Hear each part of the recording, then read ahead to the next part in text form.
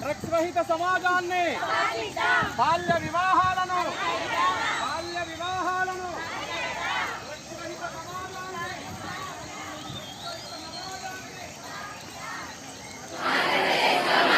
మన ప్రభుత్వానికి సహకరిద్దాం, దేశాభివృద్ధికి పాటుపడదాం. మరి ఇంకొకసారి చెప్పాల్సిందిగా విజ్ఞప్తి, డ్రగ్స్ వాడకం వద్దు.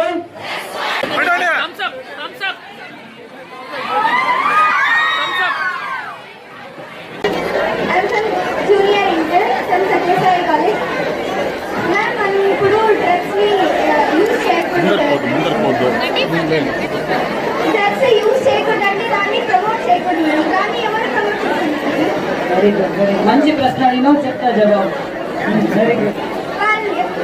ప్రమోట్ చేసే వాళ్ళని మనం రెస్ట్రిక్ట్ చేస్తే డ్రగ్స్ రావుతుంది మేడం. ఫస్ట్ వాళ్ళని రెస్ట్రిక్ట్ చేసి ఆ తర్వాత మనం తీసుకోవాలన్నమాట. 45 రోజుల నుంచి ముఖ్యమంత్రి గారు, ఎన్డీఏ ప్రభుత్వం, హోమ్ మినిస్టర్ గారు, మిగతా అందరూ పోలీస్ వ్యవస్థ అదే పనిలోనే ఉన్నాం తల్లి. అందుకే ఈ అవేర్నెస్ ప్రోగ్రామ్ కూడా పెట్టి, ఎందుకంటే మీకు ఈ అవగాహన కలగాలని ఈ ప్రోగ్రామ్ కూడా చేశాం. ఆ కట్టడికి మీరందరూ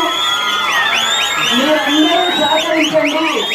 మీ భావితరాల భవిష్యత్తు బాగుండాలంటే ముందు మనం ఇక్కడి నుంచే మొదలు పెట్టాలనే ఉద్దేశంతోనే మన ముఖ్యమంత్రి గారు చంద్రబాబు నాయుడు గారు ఆదేశాల మేరకు మీ అందరికీ అవేర్నెస్ ప్రోగ్రామ్ కల్పించినందుకు మేము కట్టడి చేయడానికి కాదు, పునాదుల్లో ఉండేది కూడా ఏరి పారేస్తామని కూడా తెలియజేస్తా ఉంటాం.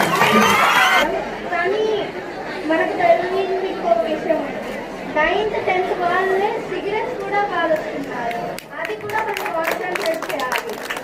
ఓన్లీ డ్రగ్స్ మాత్రమే కాదు, సిగరెట్స్ మందు కూడా వాడుతున్నారు. దాన్ని కూడా అరికట్టాలని కోరుతున్నాను. ఓకే.